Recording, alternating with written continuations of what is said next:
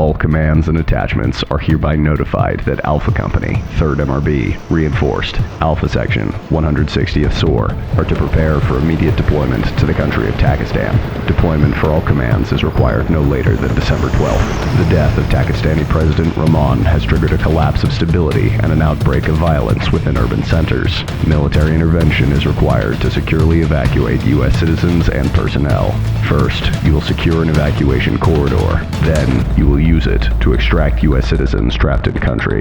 The new Pakistani military will likely be hostile to your efforts. You may use force to accomplish your objectives. Good luck. And luck is what we'll need if we want to take this airfield for our evacuations. The enemy have shilkas, heavy weapons, and more manpower than we do. But we're gonna kick in their door anyway, take their airfield, and bring our people home. This is Operation Scorched. Cycle 1, Pathfinders, MSOT 8312, Viking, 0300 hours. Execution, Commander's discretion. Status, authorized. Execute. Well, now you know the who and the why, but you haven't gotten the how yet. This is an observation post that is supposed to be a defensive structure for the enemy's airfield. We're turning it against them. Viking 1 will set up a support by fire position using the Mark 19 that somebody had to strap to their crotch and jump out of an airplane with. They'll engage the outer defenses, while Viking 2, who I'm filling in for as an element leader, will assault down the valley and breach into the compound. We'll then be joined by the headquarters element, Viking 6, for the rest of the assault. We've made enough noise taking the OP that the airfield is probably going to start responding any moment now.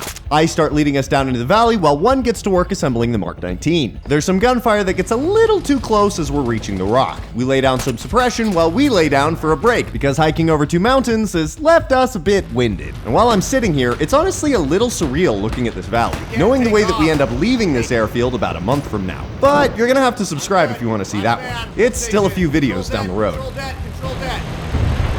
Fortunately, the enemy fire we're taking ceases as soon as that comforting thunk thunk thunk starts firing from up on the hill. That gives us a chance to move the last few hundred meters through the valley and up on top of the hill. Moving up carefully, because we don't have cover, we find that there are still contacts in the outer defenses. We use the hill for cover and engage them from distance before bounding up to the fence line, making a hole, and breaching inside. Viking 6 follows us in as we sweep the defenses and get eyes into the hangars. We shift over to 6 and then carefully clear out the warehouse.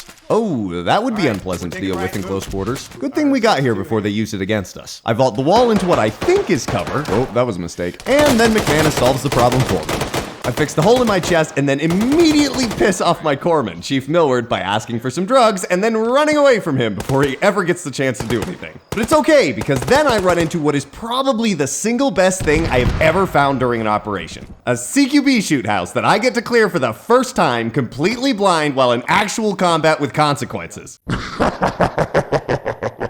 I think I like CQB a little too much. I eagerly take point and start leading us through. All the while, my muscle memory is fritzing out as I have to fight my instinct to shoot every paper target and instead focus on scanning for actual targets. Whew, I still 100% almost shot this target as I rounded the corner, but we've made it outside and now I can try and get my wires uncrossed. That was way more fun for me than it probably should have been. Viking 6 moves through the center while we head east to the other bunker section. It goes pretty well with us dropping a couple guys on the H barriers and Hawkins getting into a fight with a guy inside the building. That is until I turn the corner back towards friendlies, only to realize they're definitely not friendly. Ha ha! Matrix dodge. Screw you. And this is why we double tap as we're moving through contact. No. Ouch. Meanwhile, Viking 6 encounters a minor setback while pushing up to the ATC. That's Captain Boyle. He's in charge. Oh, and now I'm in charge. Meanwhile, Millward and I hold security while McManus and Hawkins bound up to the next hangar. And it's while we're here that we get the first small taste of an issue that is about to become a much bigger problem. My weapon cooked off.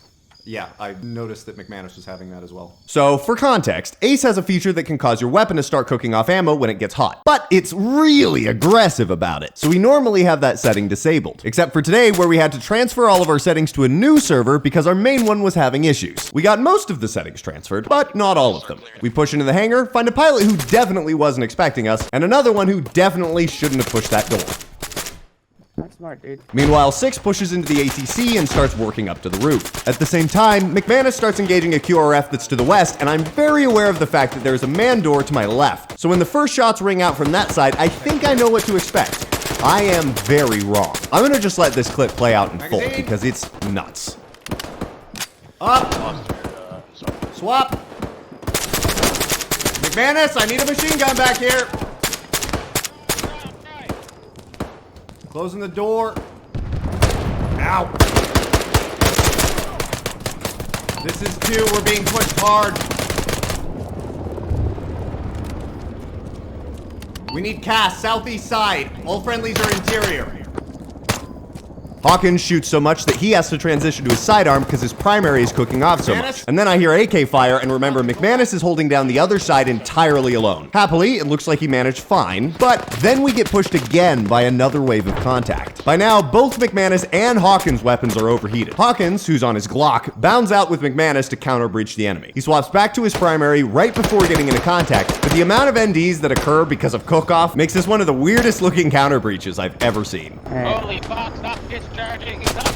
Eventually, though, through this cacophony of chaos, we get the main gate cleared and then immediately take contact from reinforcements pushing up the hill. Hawkins gets 2 very good frags out against them, and then we pull back into proper defensive positions. By now, the airfield is officially ours, and we get our first delivery in the form of a C-130 combat landing and dropping off some Humvees for us. That's because there's one thing left to do in order to solidify our control of the airfield. Also, if you've enjoyed the video so far, consider leaving a like. I love reading the feedback that you guys leave for me in the comments, so please leave one if you have thoughts. There's a nearby village that has been a hotbed for enemy reinforcements. So we resupply, mount up, and make our way to Fathetabad. Clear that out. Yeah, foreign names are not my strong suit. This entire op, you've seen aviation buzzing around, blowing stuff up. And now we get to see precisely how busy they've been. We arrive at the town, dismount, and push inside. The first building is pretty straightforward. Nothing we haven't done before. But the second compound gets a lot more complicated out the gate, and spoiler alert, it'll only get worse from here. Also, just in case you were wondering, this is what a nonverbal argument looks like in CQB. And after Hawkins gets shot from the guy inside here, I elect to employ a more unconventional approach to clearing the building. Top down, baby. Finally, we reach this horrible alleyway of death and work our way into the compound that's going to spell disaster for the entire element. Kicking it off with a horribly embarrassing moment of completely missing the dude who is standing in an open room, which I then follow up with by having a very calm engagement, waiting for this guy to turn back and look at me so I can T-box him to make my life easier. And then Hawkins gets into a fateful engagement with the last contact in the entire group of compounds. I move to investigate, find Hawkins unconscious,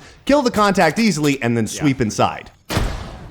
McManus was backing me up as well on this breach, so that means 3 out of the 4 of us are now unconscious and dying. And I'm kicking myself thinking that I must have missed a tripwire going into the building. But playing it back, turns out there was an even dirtier and even more obvious trick. Millward calls in the other element to help us, and they do manage to successfully save 2 of us. But that grenade ends up costing McManus his life. But the airfield is now completely secure, and we move our way back to it to officially start our mission of evacuating US citizens. Starting with my team, MSOT 8311 Legion, where we helo assault into a company worth of contact to evacuate embassy staff who's self-extracted and are getting overrun. Genuinely one of the craziest ops I've ever been part of. You can watch it on your right as soon as it's released. And if you'd like to watch our last deployment, where we kick out a Chinese-backed rebel group from the Philippines, you can find that on your left. And if you enjoyed the video, consider subscribing so you don't miss the rest of the deployment. You can find more information about the 3rd MRB by visiting our website or by checking out our Discord. Links will be down below. And with that, I hope you make the rest of your day a good one, and thank you so much for watching.